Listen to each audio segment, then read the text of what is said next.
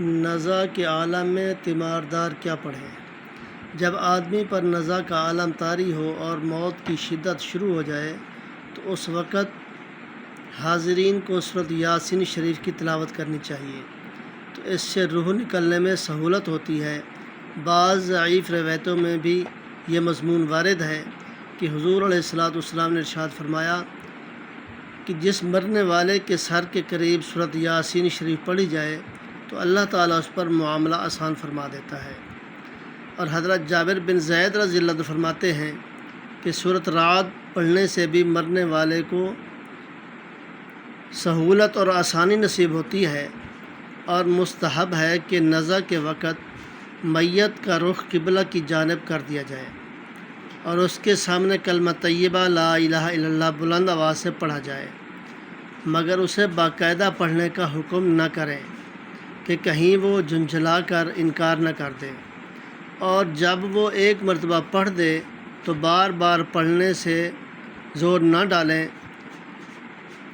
اس کے پڑھنے پر زور نہ ڈالیں، اور جب روح پرواز کر جائے تو اس کے جباڑوں کو کسی پٹی وغیرہ سے باندھ دیں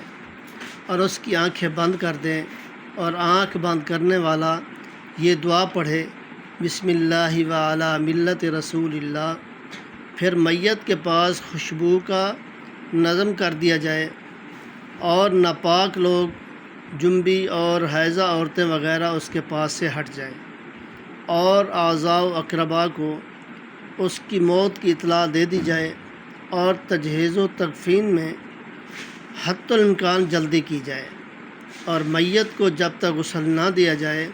تو اس وقت تک اس کے قریب بیٹھ کر قرآن پاک کی تلاوت نہ کریں۔ غسل کے بعد کر سکتے ہیں، اور اسی طرح گھر کے دوسرے کمرے میں بھی تلاوت وغیرہ کر سکتے ہیں۔